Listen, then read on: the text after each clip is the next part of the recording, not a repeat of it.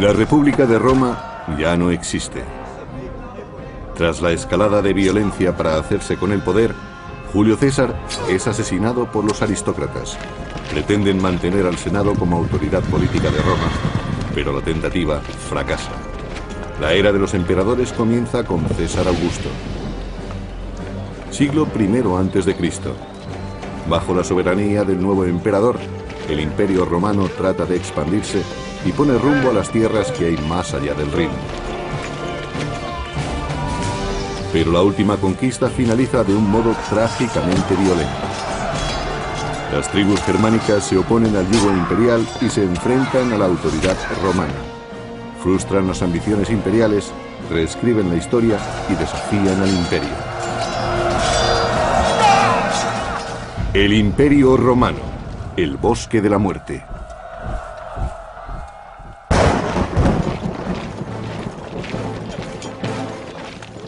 Galia, siglo I a.C. Roma pretende dominar el mundo. Alentados por un crecimiento sin precedentes, los líderes del imperio creen que los pueblos conquistados no se opondrán a su misión civilizadora. El emperador Augusto consolida su poder tras el asesinato de su tío abuelo, Julio César. Roma se alza y extiende por todo el mundo conocido. Augusto fue un pariente de Julio César que se convirtió en el primer emperador romano. Él salvó la República. Sus métodos hubieran sido impensables para Julio César. Fue el principio del apogeo de Roma. Sus fronteras se expandían rápidamente gracias a las sucesivas victorias militares, y en Roma se empezaba a creer que el imperio era invencible. Augusto ha triunfado en su tarea: poner los valores democráticos de la antigua república al servicio del poder y el liderazgo del emperador. Augusto salvó la República convirtiéndose en su único dirigente. Y al mismo tiempo convencía al pueblo de que la República seguía siendo lo que siempre había sido: una cooperación entre las personas de los estratos más altos y más bajos de la escala social. Algo que iba en beneficio de todos. Tras 35 años de liderazgo, Augusto considera esta expansión del territorio romano su mayor éxito. Para él, es algo que va más allá de la simple conquista militar. A fin de cuentas, los romanos se consideraban superiores al resto de los pueblos. Los romanos sentían que su misión era civilizar al resto del mundo. Tenían una misión cultural y por eso trataban de imponer la ley y la justicia, como ellos la concebían, al resto de los pueblos. Aquellos a los que llamaban bárbaros. Tras la exitosa anexión de la Galia como provincia romana, el Imperio Romano trata de conquistar las tierras más allá del Rin, lo que se conocería como Germania. Las tribus de más allá del Rin vivían de manera precaria, luchando entre sí en sangrientas guerras fratricidas. Algunas tribus incluso se atrevían a penetrar en territorio romano, algo que el imperio no iba a tolerar. Roma considera que estos pueblos son salvajes e impredecibles, y por tanto, un objetivo a conquistar. Ha habido muchos debates sobre los objetivos de Roma al este del Rin. Quizás el imperio trataba de establecer una nueva provincia entre el Rin y el Elba. O quizás trataban de frenar las incursiones que llegaban de más allá del Rin. Casi todas las opiniones coinciden en que Roma intentaba establecer una nueva provincia. En el año 9 a.C., el emperador Augusto envía al general Tiberio más allá del Rin. La relación entre romanos y germanos es muy conflictiva. Hay gente que quería colaborar con los romanos y gente que aborrecía a los romanos. En aquella época los pueblos germánicos debían enfrentarse a muchos desacuerdos. Eran comunes las luchas por el poder. Tiberio, un destacado militar con importantes contactos, tiene muchas probabilidades de suceder al emperador. En Germania, visita al jefe de la tribu de los queruscos, al que considera un aliado potencial. Los bárbaros se aliaron con los romanos para luchar contra los enemigos comunes de ambos pueblos. Y los romanos querían extender las fronteras de su territorio y su misión civilizadora hacia las regiones del norte. El líder de los queruscos acepta la alianza con Roma. Aunque su pueblo no tenga interés en adoptar el modo de vida del imperio, se benefician de su protección y su prestigio. Tenían mucho que ganar si se aliaban con Roma, sobre todo la élite gobernante. Económicamente, esta asociación les daba acceso a muchos productos romanos, lo que les confería un estatus privilegiado. El príncipe germánico es todavía muy joven, pero acabaría convirtiéndose en un astuto conspirador.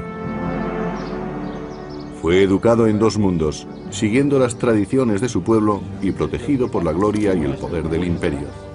Llegaría a ser un oficial romano y un rey germánico. Su nombre era Arminio.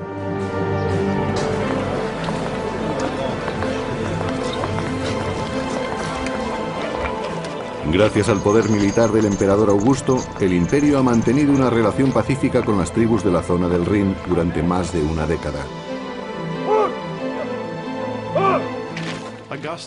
Augusto era un dictador militar que tuvo que luchar sin descanso y logró levantar un imperio que gozó de una envidiable estabilidad durante 2 siglos.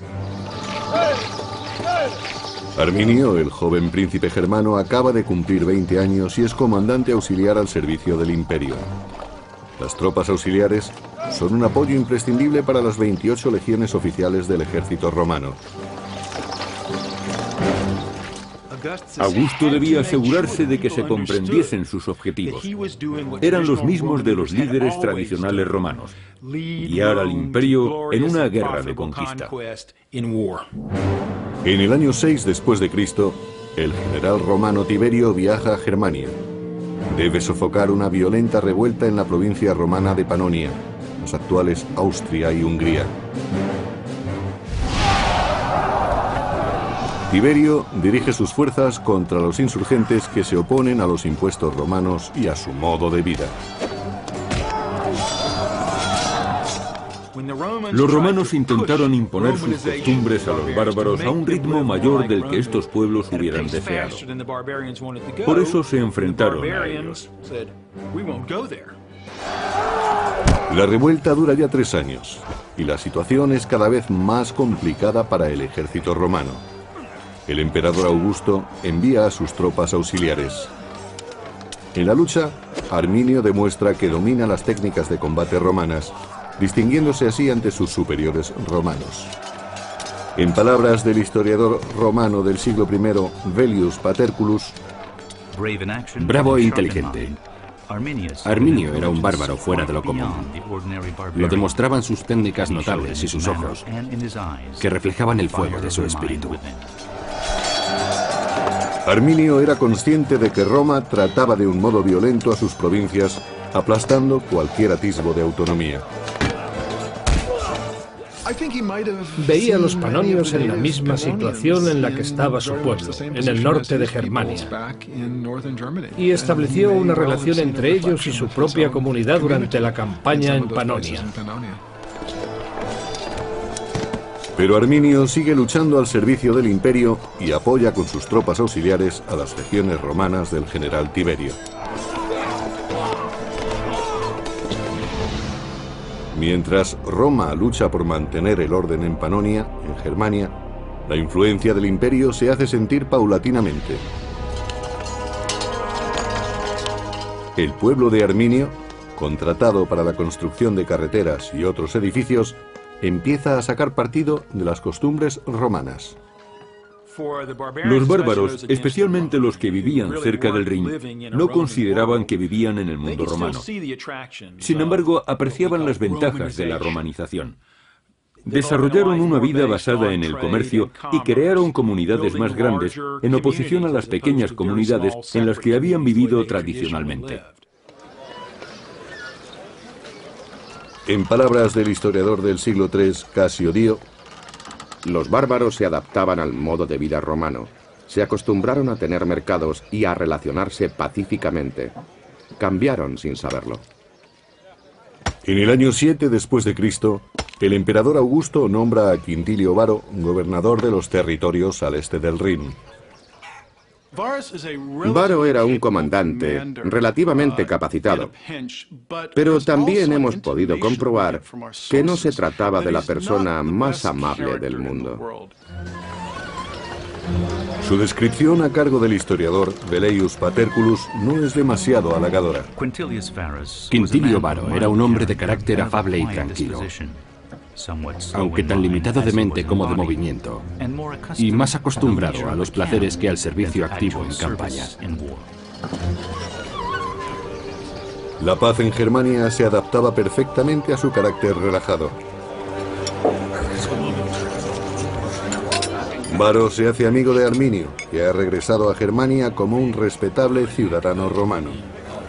Roma ve en Arminio a un poderoso aliado para sus planes de paz.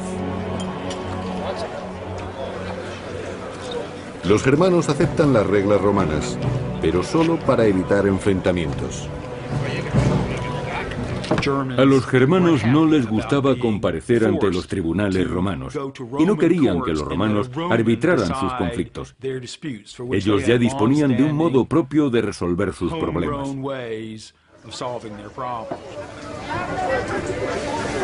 El resentimiento empieza a ser evidente, aunque la situación es pacífica, según Velleius. Los germanos son una raza de embusteros impenitentes. Interponen denuncias ficticias, se provocan unos a otros en peleas y las resuelven según las leyes romanas sin recurrir a las armas.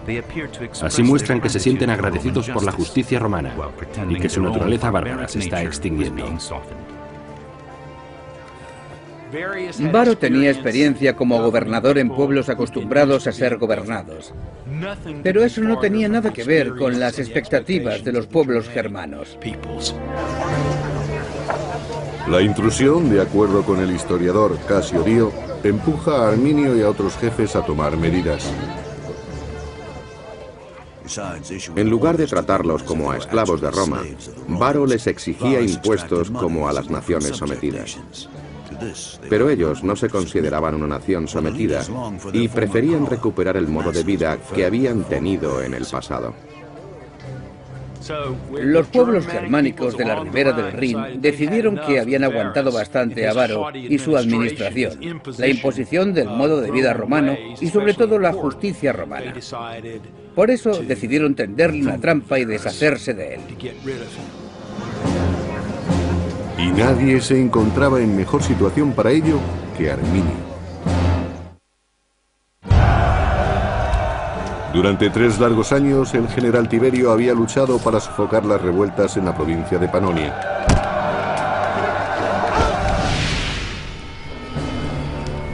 Al fin, en el año 9 después de Cristo, Tiberio ve sus esfuerzos recompensados. Los insurgentes han sido derrotados. La victoria está cerca. Pero mientras que el orden ha sido restablecido en Panonia, la situación en Germania es tensa, aunque los romanos todavía no son conscientes de ello. El general romano Varo, gobernador de esta pacífica provincia, ha impuesto la doctrina romana y ha presionado demasiado al pueblo germano.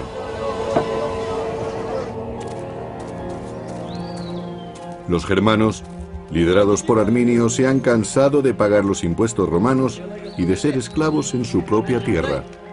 Por eso rechazan el servilismo a Roma y se levantan en armas contra el ejército más poderoso del mundo.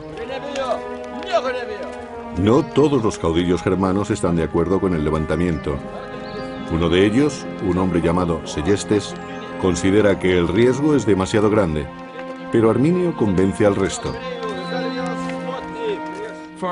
En aquellos momentos, Arminio es la persona más influyente de su pueblo, y el hecho de ser apoyado por la mayoría de los suyos es todo un honor. Ya no quiere que lo vean como un eslabón de una estructura más poderosa. Ya no se siente como si formase parte de Roma. Arminio ha luchado en el bando romano y sabe que el poder de Roma reside en su fuerza, no en su sigilo. Tuvo la oportunidad de aprender las tácticas romanas y el modo en que operaba su ejército. Conocía todas las ventajas y también sus puntos débiles. Arminio conoce las técnicas del Imperio Romano. Sabe que los romanos subestiman a los germanos y decide seguir manteniendo una relación cordial con el general Varo. Según Velleius Paterculus, Arminio se sirvió de la negligencia del general Varo para traicionarlo. Sabía que no hay hombre más fácil de vencer que el que no teme nada. Normalmente el origen del desastre es la sensación de seguridad. Parte del problema era la confianza de Roma en sí misma y en que podía derrotar a cualquiera. No esperaban que nadie en las regiones del norte contase con una defensa eficaz contra su ejército. si los germanos quieren atacar, deben hacerlo pronto. Sus enemigos han sido diezmados en otras batallas y no albergan ninguna sospecha. Los germanos montan su trampa en el espeso bosque de Teutoburgo, en el noroeste de la actual Alemania. Seguramente Arminio necesitó varias semanas y varios cientos de hombres para llevar a cabo su plan. Levantó una empalizada de 1 metro de alto y 3 de ancho, la cubrió de picas y después la camufló. Para el general romano Varo y para sus tropas, las legiones 17ª, 18ª y 19ª, las cosas siguen su curso natural. Ignoran el peligro y se dirigen a los campamentos del oeste, como en cada cambio de estación. Según el cronista del siglo III, Casio Dio, llevan carretas y bestias de carga como en tiempos de paz. Y también les acompañan muchas mujeres y sirvientes. Transportaban su armadura y su equipo en carretas tiradas por animales, porque nadie es capaz de cargar 30 kilos de armadura y 20 de equipo cada día. Se dedicaban a conversar con sus mujeres, a encontrar a alguien que sacara brillo a sus armaduras o a planear la noche con unas prostitutas. Y lo último en lo que pensaban en aquellos momentos era en prepararse para la batalla. Durante los preparativos, Varo recibe una visita. Es su viejo amigo Arminio, que está ahora al servicio de Roma. Viene a informarle de un conflicto tribal en el oeste. Arminio le pide ayuda para restaurar el orden.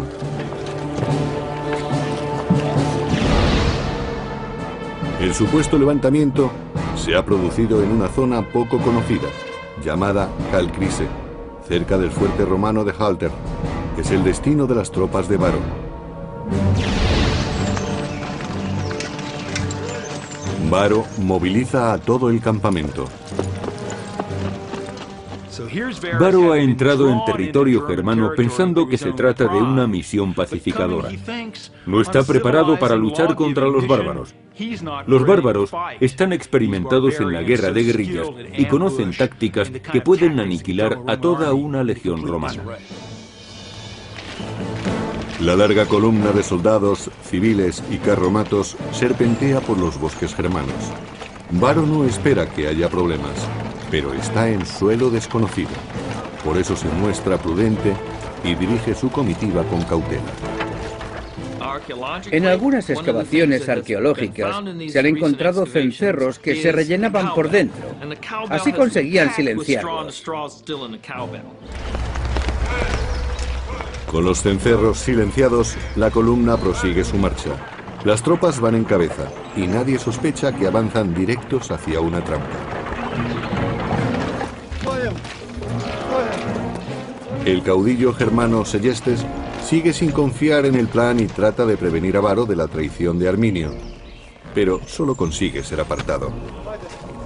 En palabras del historiador Velleius Paterculus, Segestes pidió que detuvieran a los conspiradores, pero la fatalidad se había apoderado de Varo y había nublado su espíritu. Algunos bárbaros desconfiaron de Arminio y trataron de aconsejar a Varo. Pero el general se consideraba capaz de juzgar a la gente. Creía saber quién era su amigo y quién no.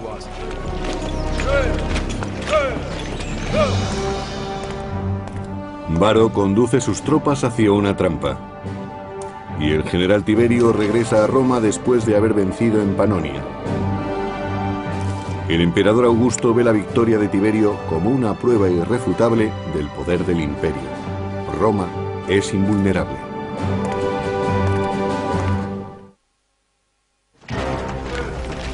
El gobernador Varo se dirige a sus cuarteles en el oeste, pero se desvía para sofocar el levantamiento del que le ha informado su amigo Arminio.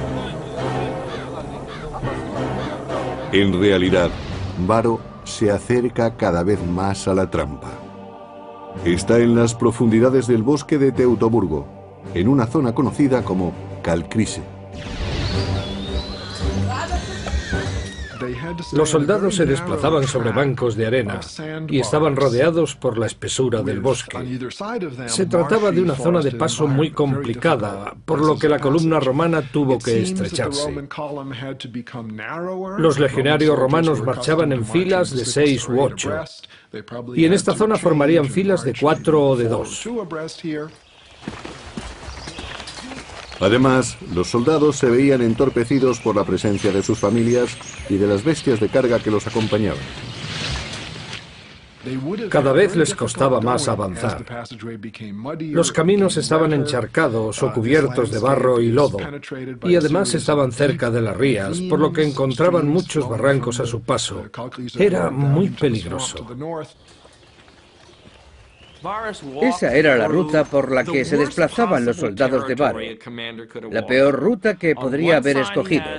A un lado estaba el pantano, al otro las colinas. Para los romanos era muy complicado cargar con sus armaduras por ese camino. Les resultaba demasiado pesada. Los germanos habían conducido a los romanos a la trampa perfecta. Era difícil avanzar e imposible retroceder. Arminio sabía que Varo estaba en sus manos. El general romano no tenía posibilidad de escapar. Arminio solo tenía que decidir cuándo y dónde atacarlo. Y no perdió el tiempo. Fue un ataque inesperado. El cronista del siglo III, Casio Dio, describe el momento de la emboscada. Los germanos se lanzaron sobre Varo en medio de aquel bosque impenetrable. Se mostraron como lo que eran, enemigos y no súbditos, y sembraron el caos. La trampa se había cerrado. Los romanos estaban atrapados y rodeados de bárbaros. Era una situación terrible. Los romanos que llevaban armadura podían considerarse afortunados. No tenían espacio para desplegarse e iban a ser diezmados muy rápidamente. La columna de militares romanos y de civiles medía 1,5 kilómetros de largo. Varo, situado en la mitad, no era consciente del desastre de la vanguardia. Solo sabía que la marcha se había detenido súbitamente.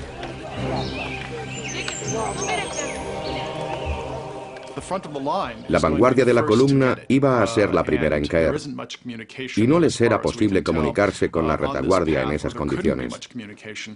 El ejército romano estaba en una situación muy vulnerable. Realmente corrían un gran peligro. Cuando Varo fue informado del ataque, ya era tarde.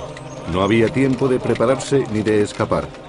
La sucesión exacta de los acontecimientos sigue siendo un misterio.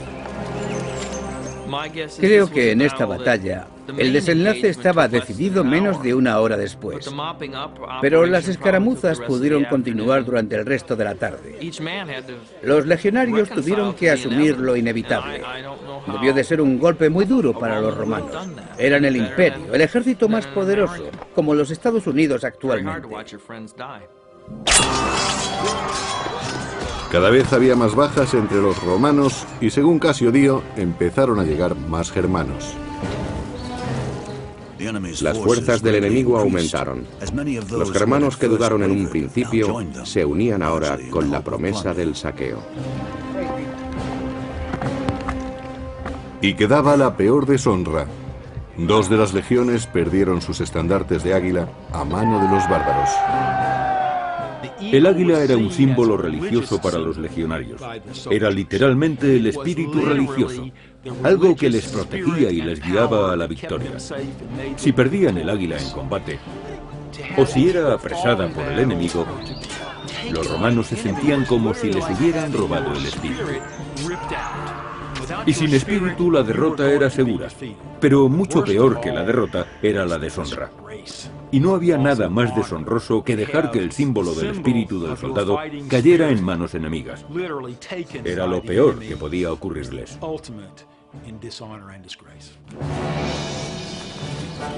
Los romanos pierden la batalla y los estandartes. Como general, Varo sabe lo que le resta por hacer. Varo había sido engañado por los bárbaros. Sabía que era el único responsable. Había dirigido a un ejército y no había sido precavido. Roma iba a culparle de aquella derrota. El propio Varo no podría nunca perdonarse a sí mismo. Su única salida era el suicidio, incluso si era un suicidio poco honorable. Los germanos, a las órdenes de Arminio, han recuperado su tierra y han derrotado al ejército más poderoso del mundo. Según su tradición, ahora debían martirizar a los prisioneros.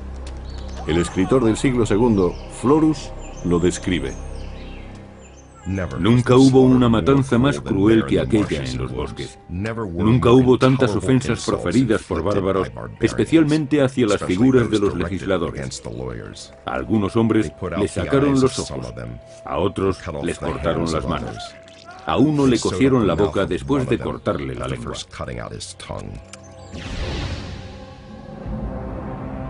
Mientras Germania celebra su victoria sobre Varo, el general Tiberio se dirige a Roma después de su triunfo en Panonia. En Roma, el emperador Augusto ultima los preparativos para celebrar el regreso de Tiberio, pero pronto la alegría de los romanos se verá ensombrecida. La noticia de que habían perdido 3 legiones llegó a Roma. Augusto estaba completamente horrorizado. Según cuenta la historia, el emperador gritó varias veces: «Varo, Varo, devuélveme mis legiones». Supuso un revés tremendo. Roma había encadenado una serie de triunfos militares y Augusto creía que los pueblos del norte serían fácilmente derrotados. Pero de pronto 3 legiones enteras habían sido destruidas en una sola batalla. Eran aproximadamente 20.000 hombres. Fue un desastre sin precedentes.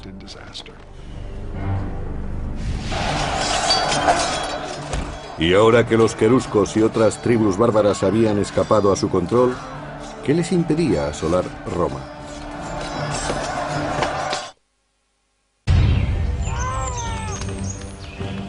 Año 9 después de Cristo.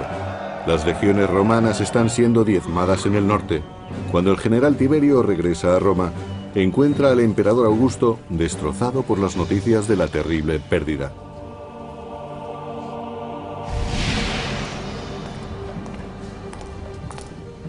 Los bárbaros de más allá del Rin han acabado con 3 legiones dirigidas por el general Varo. El desastre de Varo frustró los planes de Augusto. Ahora resultaba mucho más complicado expandir la frontera norte del Imperio Romano. Ahora siempre tendrían que enfrentarse con feroces pueblos en sus fronteras. En cualquier momento, las tribus podrían adentrarse en su territorio para atacar. Ha sido un golpe muy duro para Roma y no puede quedar impune. Arminio había asestado un duro golpe a la moral del imperio y, por tanto, el orgullo y el honor de Roma debían ser vengados. Habían perdido cerca de 20.000 hombres de una fuerza de legionarios compuesta de 150.000. Sería como si el ejército de Estados Unidos perdiese a 60.000 de sus 600.000 hombres. Si perdiesen al 10% de sus efectivos, saldría en la portada de todos los periódicos. Para restaurar el prestigio de Roma, el general Tiberio moviliza a sus tropas. Tiberio se desplaza con 8 legiones y tropas auxiliares para reforzar la frontera del Rin y la Galia. Roma parece a salvo por el momento. Los germanos siguen en la frontera, pero los romanos han aprendido lo astutos que pueden ser sus enemigos y permanecen vigilantes incluso en su territorio. Hay guardias apostados en todas las esquinas de Roma. Fue muy duro para Roma, como ciudad y como sociedad, comprobar que aquellos pueblos del norte eran capaces de asestar un golpe así a su ejército. César, Tácito y muchos otros dirigentes los habían considerado militarmente inferiores.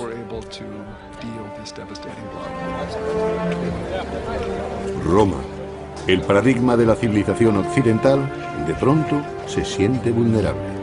Todo ciudadano o visitante extranjero se convierte en sospechoso, en enemigo potencial. Augusto, temeroso de un levantamiento por parte de los germanos, los expulsa. Mientras Roma entera se estremece de miedo, los germanos del otro lado del Rin se muestran eufóricos. Arminio celebra su victoria sobre Roma uniéndose en matrimonio a Tusnelda.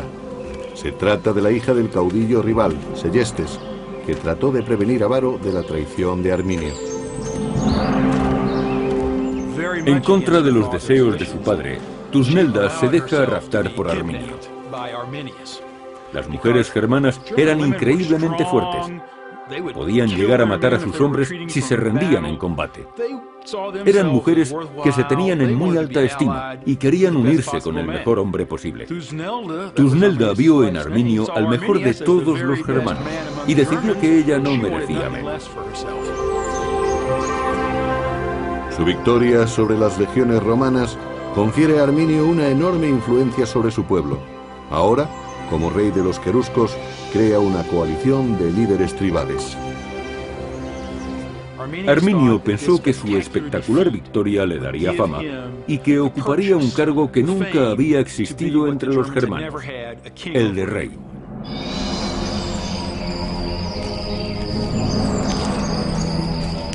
El lugar de la masacre se convirtió en un lugar sagrado.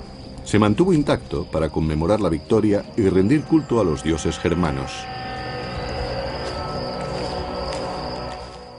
Los germanos practicaban su culto en el campo. Erigían imágenes y tótems de animales en el bosque. El tallado de tótems era muy común en la época, también entre los romanos, pero probablemente los germanos sean el mejor ejemplo. Roma había sufrido un fuerte impacto. Los germanos conservaron las armas romanas como una recompensa sagrada.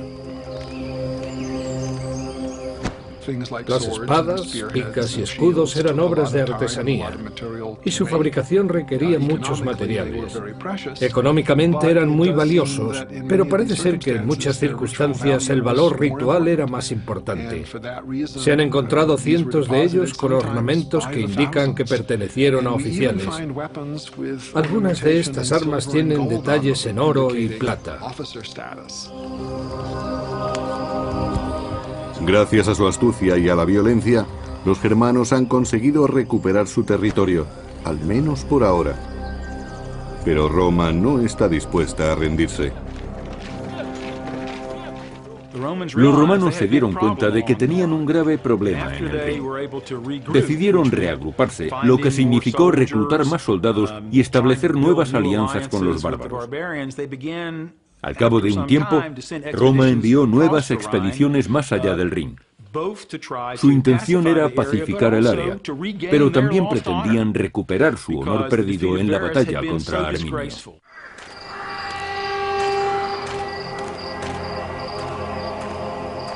Era preciso que la situación cambiase. El Imperio Romano necesitaba recuperar su autoestima. Año 13 después de Cristo.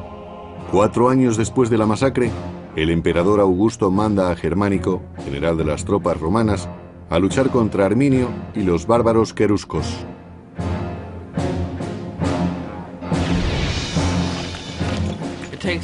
Era prioritario que la potencia militar de Roma se restableciera. De lo contrario, Germánico no podría disponer de las tropas suficientes.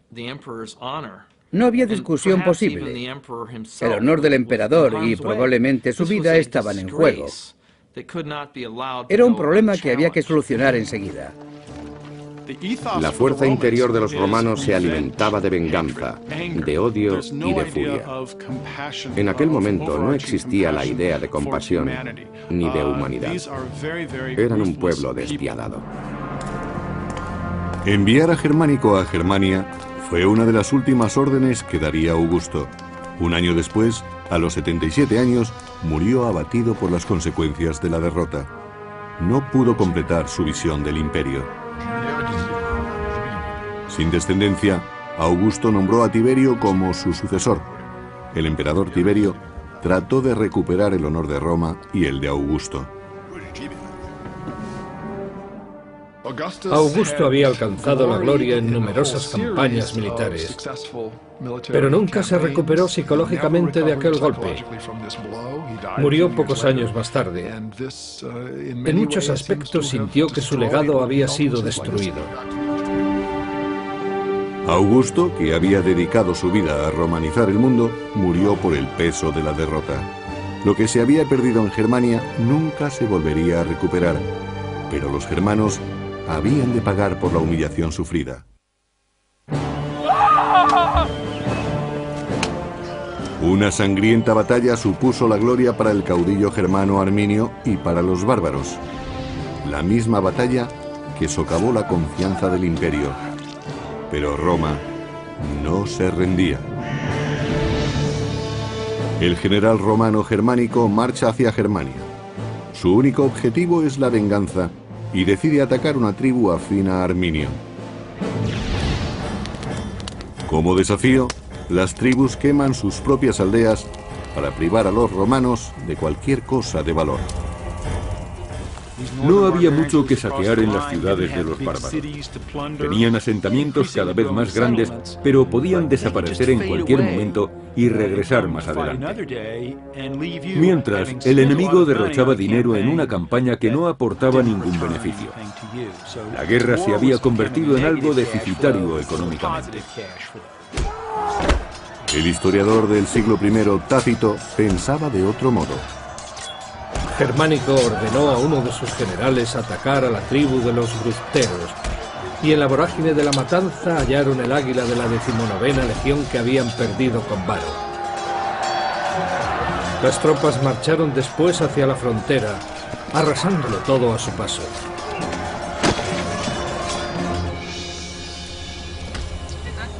En esta campaña, los romanos liberan a Seyestes, el caudillo encarcelado por Arminio. Pero su venganza no terminaba ahí. Después, los romanos apresaron a la hija de Seyestes, Tusnelda, que esperaba un hijo de Arminio. Tusnelda fue capturada por los romanos y llevada a la capital como prueba del éxito en su misión. Su principal objetivo era humillar a Arminio, el hombre que había derrotado al general Varo y a sus 3 legiones. En el año 15 después de Cristo, 6 años después de la emboscada, el ejército romano llega al lugar de la masacre en los bosques de Calcrise. Ahora es un monumento sagrado a la victoria de los germanos. Cuando llegaron al lugar de la derrota de Varo, encontraron espadas rotas por el suelo. Y también había cráneos clavados en los árboles.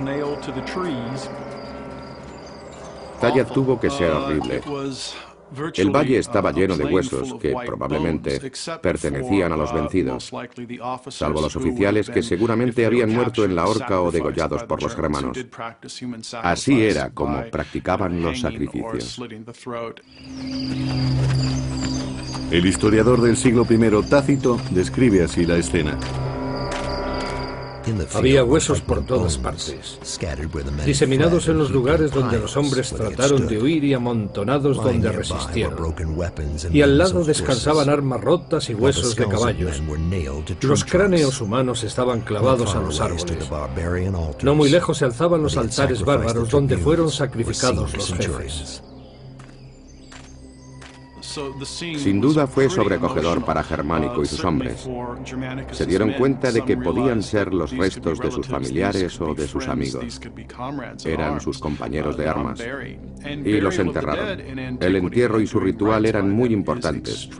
Aseguraban el descanso de los muertos, que ya no regresarían para atormentar a los vivos.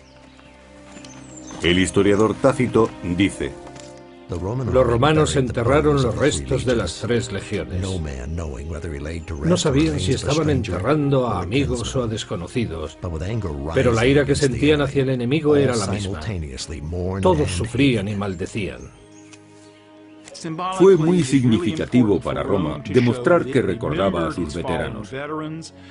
Nunca desistiría en su intento de recuperar el honor que le había sido arrebatado. Su desgracia se debía a la incompetencia y arrogancia de un general. Para los germanos, que ven el campo de batalla como un santuario, el entierro es una herejía. En cuanto los soldados enemigos se alejaban, exhumaban los restos y santificaban de nuevo el lugar.